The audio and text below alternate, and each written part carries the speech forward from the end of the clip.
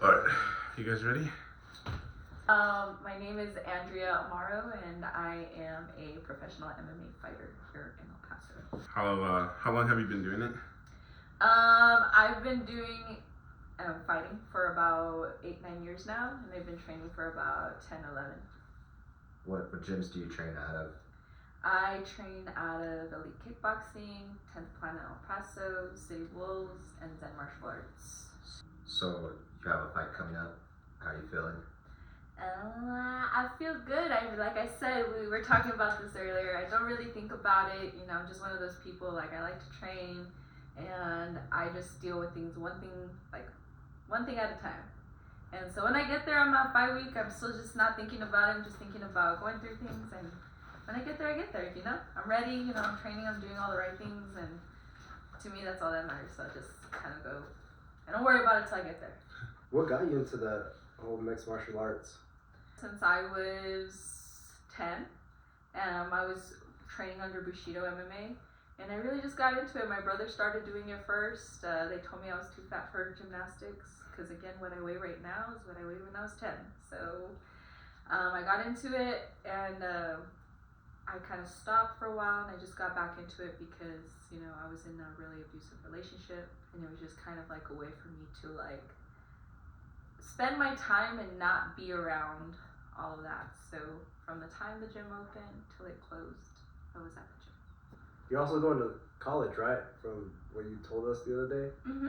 I'm doing my master's. I'm getting it in clinical psychology, and I'm really emphasizing on marriage counseling. How do you balance everything? Because coaching, fighting, and school? Yeah, I mean, it is a lot of work. So I really just, honestly, like I said, I just kind of take things one thing at a time. That's really all I can do. So I take each day as it comes, and I do my homework when I can. So when I have like a little bit of downtime, that's what I do. If I don't have any downtime, then I guess I'm not sleeping for the night, or I'm sacrificing something, and that's just how it is. I won't sacrifice training though. Training comes first, and then whatever I have left over, I put into school. I mean, everybody knows you like as Piggy. Can you just give a backstory on the whole Piggy? So originally my brother ended up with Piggy. That was his name, not my name. And it was because we were both overweight, but I lost all the weight, he didn't. And so big sister's just pretty much bullying him when he's coming to middle school and high school, calling him Pig. And then I get into college, I'm running, and I decided to get it tatted on my ankle here. And my running coach, he's like, that's what you are. He's like, that's what your name is, Piggy. He's like, you're the runt of the pack. I just send you out, you run as fast as you can, and everyone tries to go chase you and catch up to you because you're dumb as rocks. You don't know anything about pacing, just dumb as rocks. You just run fast, that's all you know, one speed. And that's how I got my name. I just ended up staying with that name for forever. Just embraced it? I just embraced it. Your like training schedule? It just depends on the day. But for sure I'm up by training up at 9 to 12. I'm training, I'm doing jiu-jitsu stuff. Or I'm doing strength and conditioning and jiu-jitsu. It just depends on the schedule on that day.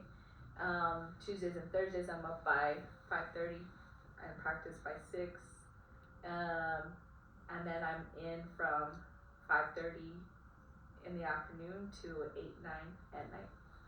So it's a long duration of periods. So I would say about a good 4.5 hours almost every day. What was the tipping point that you were like, you know what, I gotta do this full time, or this is what I want to do, is like fight professionally? That was day one when they got asked. So it's so funny. When I started this 10 years ago, for 2 years I was training before, and the coach would bring me in because I was a wrestler in high school. So he would bring me in for wrestling and jiu-jitsu stuff for these other 2 girls. And I'm sparring with them and I'm fighting, and he's like, you look like you're ready to fight, and these girls don't even look like they're ready. I'm like, she looks ready to fight, and you guys don't.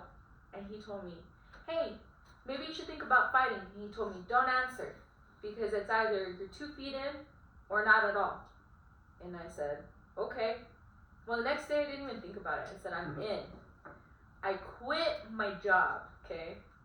Day one, like, this is like all crazy. Day one, I quit my job completely full time. It was so crazy because I'm like, I don't even know how I'm going to do this, but I'm going to do this full time.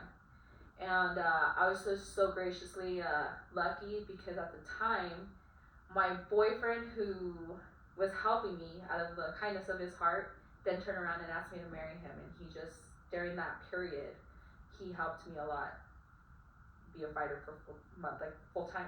So on my amateur career, I really owe it to him. He helped me completely get through my amateur career. But day one, I decided I'm quitting everything. Damn. And I'm doing this. Damn. Full speed ahead because I'm just one of those people. Either I do something or I don't. There's no in between. I don't go 50%. I'm not one of those people. Yeah. Either I do it or I don't. And I have to do it right. It has to be right. It's a risk. A lot of people aren't willing to take that risk, but it's like you don't know how far you could take it until you do take that risk. Yeah, and it was just like a no-brainer. When he told me, I'm like, I had nothing to lose. Like, I'm just one of those people, like, I've just been through so much at that point in time. You know, I've been an athlete all my life, and I just knew, like, this is all I know. Like, I just known to be an athlete all my life. Whether I suck or not, I'll learn. I learn along the way. And so, it was just like a no-brainer. This is what I'm going to do. Is there anything you want to say towards the fight, or for people who are going to watch this video, or even for yourself or something? Just keep going, you know? Especially just keep going. You know, anybody who wants to do something, if they have a dream, you know, keep going. Things get hard. There's always going to be obstacles. There's always going to be troubles. There's always going to be an excuse why you stopped, why you couldn't do it.